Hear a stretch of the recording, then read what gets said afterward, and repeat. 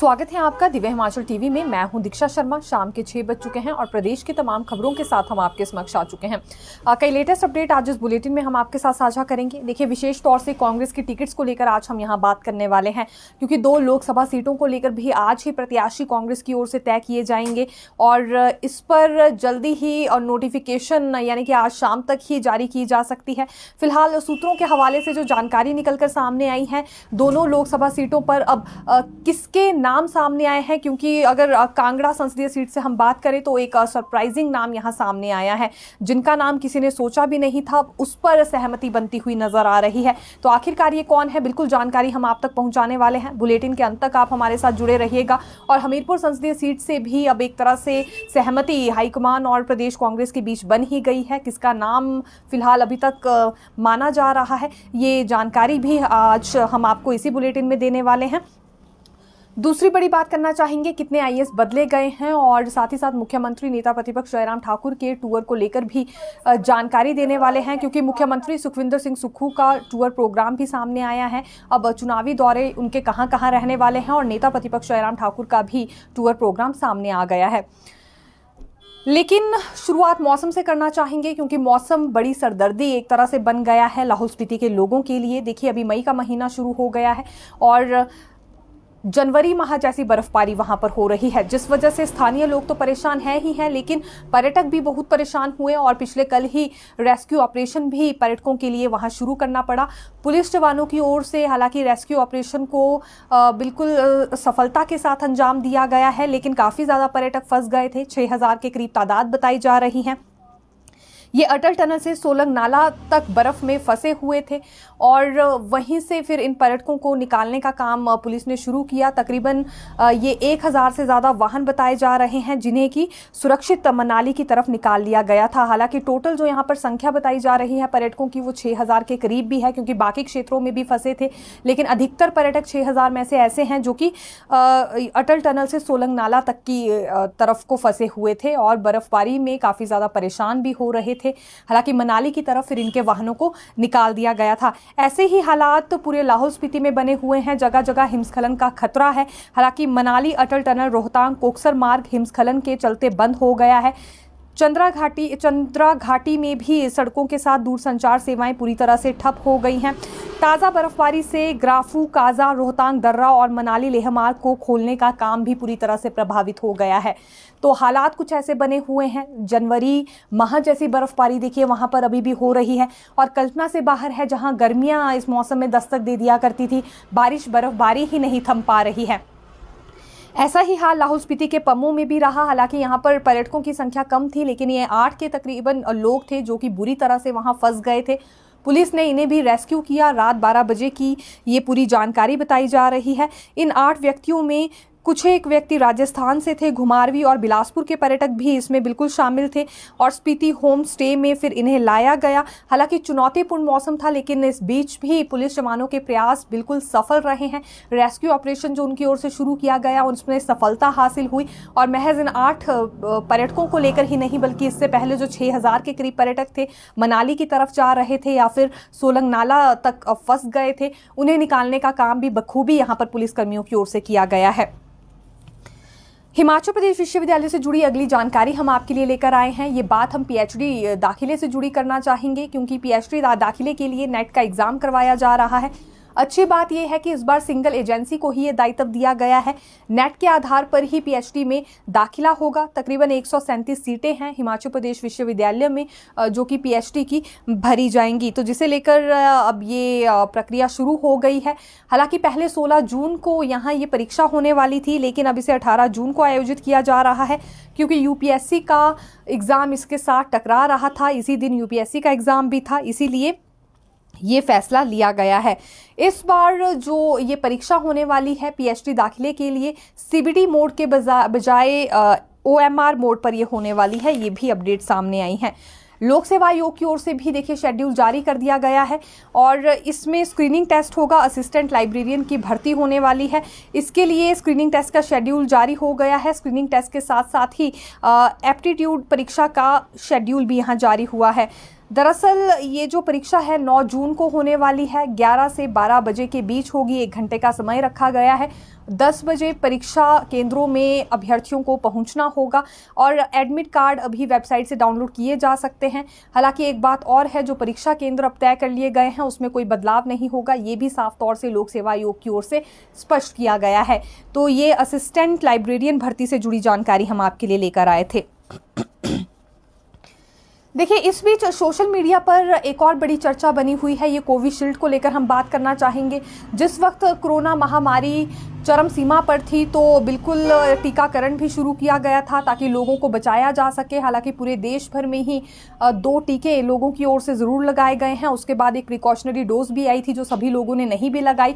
लेकिन इस बीच कोविशील्ड को लेकर एक बड़ा मामला सामने आया है। एक तरह से चौंकाने वाली खबर हम ये कहना चाहेंगे।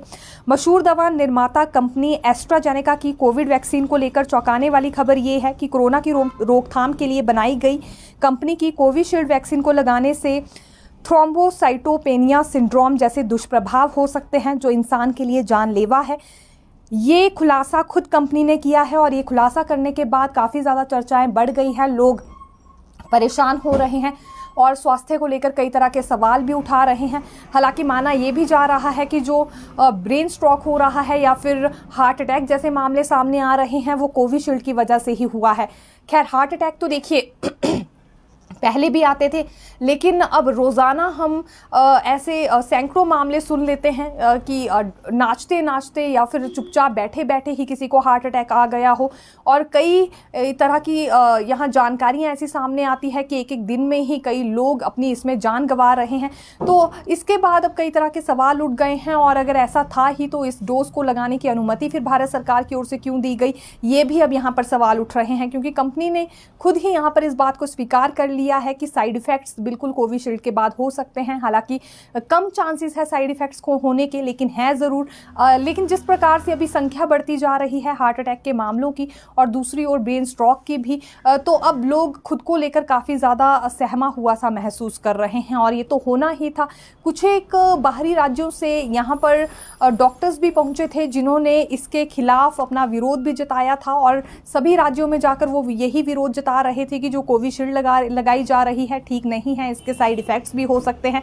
लेकिन उस वक्त ऐसे डॉक्टर्स की या फिर ऐसे लोगों की किसी ने भी परवाह नहीं की जो खुद को एक तरह से समाजकर्ता भी उस वक्त कह रहे थे कि ये सेवा के भाव से केवल लोगों को जानकारी पहुंचाना चाह रहे हैं। इनकी बातों पर किसी ने गौर नहीं किया। सभी ने देखिए ये बिल्कुल डोज लगवाई है। इसके बाद एक प्रिकॉशनरी डोज भी आई थी, उसे लगवाने का काम भी बहुत सारे लोगों ने पूरे देश में किया। लेकिन अब जब इस तरह की जानकारी सामने आ रही है तो कई तरह के सवाल उस पर उठ रहे हैं और सबसे ज़्यादा वो लोग डरे हुए हैं जिन्हें पहले से ही हार्ट अटैक आने का खतरा है। क्योंकि जब भी हम अपना रूटीन चेकअप करवाते हैं तो इन सभी बातों की जानकारी हो जाती है मरीजों को। और ऐसे में अब जिनने कोविशील्ड लगाई है वो कई तरह के सवाल भारत सरकार से भी उठा रहे हैं, इसका काफ़ी ज़्यादा विरोध भी कर रहे हैं। हिमाचल प्रदेश विश्वविद्यालय में एक कमेटी का गठन किया गया है। दरअसल फिर से वही मामला सामने आया है जहां ईआरपी सिस्टम पर सवाल उठाए गए हैं। ईआरपी सिस्टम पर एक दफ़ा सवाल इसलिए उठे हैं, एक दफ़ा फिर से ये सवाल इसलिए उठे हैं क्योंकि अंग्रेज़ी विषय में अधिकतर कॉलेजेस में छात्र फेल हो गए हैं। और अधिकतर छात्र इसमें कैसे फेल हो सकते हैं, अगर विशेष तौर से हम संजौली कॉलेज की बात करें तो वहाँ 17 में से 16 छात्र फेल बताए जा रहे हैं। हालांकि एबीवीपी छात्र संगठन की ओर से इसे लेकर बड़ा प्रदर्शन भी किया गया है हिमाचल प्रदेश विश्वविद्यालय में, जिसके बाद पूरे मामले में कमेटी का गठन कर लिया गया है। कमेटी में 3 सदस्य हैं। इसमें अंग्रेजी विभाग के विभाग अध्यक्ष है, पीजी प्रोग्रामर है और असिस्टेंट रजिस्ट्रार भी हैं।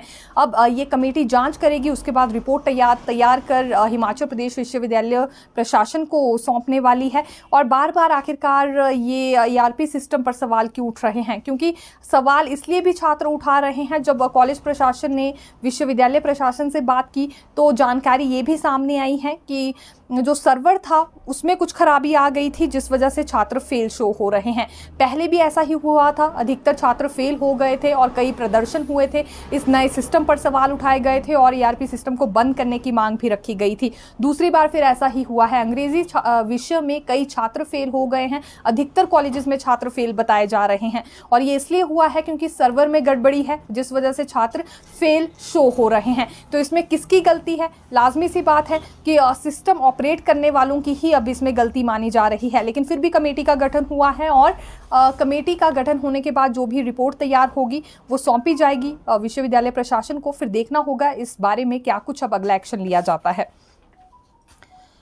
नेता प्रतिपक्ष जयराम ठाकुर कंसा चौक मैदान में आज थे। बल में दरअसल ये क्योंकि पन्ना प्रमुख सम्मेलन आयोजित किया गया था, जिसमें दो बड़ी बातें इन्होंने कही है कि एक और तो मंत्री विक्रमादित्य सिंह दावा कर रहे हैं मंडी को सबसे बड़ा शहर बनाएंगे, लेकिन दूसरी ओर पिछले 15 महीनों में सबसे ज़्यादा विकासात्मक कार्य मंडी के ही रोके गए हैं, सभी प्रोजेक्ट्स मंडी में ही रोके गए। उस वक्त विक्रमादित्य सिंह ने कुछ नहीं किया। अब चुनावों का वक्त आया है तो स्मार्ट सिटी मिशन के तहत नए नए दावे किए जा रहे हैं।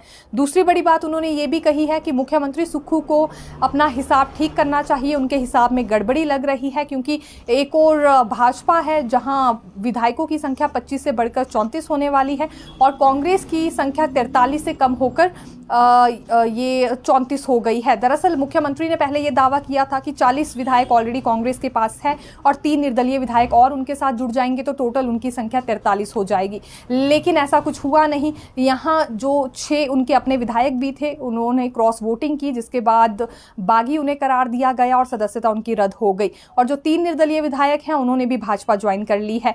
और इसी पर दावा करते हुए अब नेता प्रतिपक्ष जयराम ठाकुर अपनी संख्या 25 से सीधी 34 बता रहे हैं। फिलहाल बार बार इस संख्या का जिक्र जरूर हो रहा है और ये भी दावा भाजपा कर रही है कि उनकी सरकार अब यहाँ बनने वाली है, लेकिन ये तो चुनावों के बाद ही पता चल पाएगा क्या होगा क्या नहीं होगा, क्योंकि जो उपचुनाव हो रहे हैं वो इसमें अपनी अहम भूमिका निभाएंगे। दूसरी तरफ विक्रमादित्य सिंह ने भी यहाँ बड़ा पलटवार नेता प्रतिपक्ष जयराम ठाकुर पर किया है और तो और खुद को आज उन्होंने जयराम ठाकुर का हितैषी भी बताया है। उनका ये कहना था कि लड़ाई केवल विक्रमादित्य सिंह की ही कंगना से नहीं है, बल्कि वो जयराम ठाकुर के लिए भी कंगना से लड़ाई कर रहे हैं, क्योंकि वो जानते हैं आने वाले समय में यही कंगना रनौत लंगड़ी फंसाएंगी नेता प्रतिपक्ष जयराम ठाकुर के मुख्यमंत्री बनने के लिए। बड़ी बात हम कहना चाहेंगे विक्रमादित्य सिंह की ओर से, जो पिछले कल हालांकि ये कही गई थी, क्योंकि पिछले कल ही ये जनसभा संबोधित कर रहे थे सराज में, जहां इन्होंने बड़ी स्टेटमेंट दी। और दूसरी बड़ी बात इनकी ओर से ये भी कही गई है कि जो माया जाल नेता प्रतिपक्ष बुन रहे हैं वो नहीं होना चाहिए, उचित नहीं है। मुख्यमंत्री बनने के लिए किसी भी हद तक वो पहुंच रहे हैं, कम से कम उन्हें 2027 का इंतजार करना चाहिए था, उस वक्त उन्हें मौका मिल जाता अच्छे से मुख्यमंत्री बनने का। लेकिन इस वक्त जो वो नीच स्तर का मायाजाल बुन रहे हैं, उन्हें कम से कम देवी देवताओं के प्रकोप से बचना चाहिए, क्योंकि सराज गए थे और सभी जानते हैं कि ये नेता प्रतिपक्ष जयराम ठाकुर का गृह विधानसभा क्षेत्र है। यहाँ ही ये बड़ी बातें उनकी ओर से कही गई हैं और खुद को उन्होंने हितैषी भी बताया है जयराम ठाकुर का। और ये बात भी बिल्कुल मानी है कि जो कंगना रनौत है वो आने वाले समय में नेता प्रतिपक्ष जयराम ठाकुर के मुख्यमंत्री बनने के लिए भी रोड़ा बनने वाली है। हालांकि क्या कुछ सोचकर उन्होंने ये कहा, इस पर उन्होंने ब्रीफली कोई जानकारी नहीं दी, लेकिन एक ये वाक्य उनकी ओर से जरूर कहा गया है। देखिए, स्कूल लेक्चरर न्यू के पदों के लिए भी स्क्रीनिंग टेस्ट होने वाला है और लोक सेवा आयोग की ओर से इसे लेकर भी शेड्यूल जारी कर दिया गया है। न्यू कमर्स के लिए 12 जून को स्क्रीनिंग टेस्ट होगा। इसके साथ ही लेक्चरर समिति और सिद्धांता, लेक्चरर रोग निदान, लेक्चरर रसशास्त्र की परीक्षा 13 जून को होगी। लेक्चरर स्कूल न्यू मैथ के लिए 19 जून को परीक्षा होगी। अभ्यर्थी आयोग की वेबसाइट से इसके लिए एडमिट कार्ड अपलोड कर सकते हैं और फ़ोन कॉल के ज़रिए भी हालांकि अभ्यर्थियों को ये सूचना दे दी गई है। ये भी लोक सेवा आयोग की ओर से जानकारी निकलकर सामने आई है।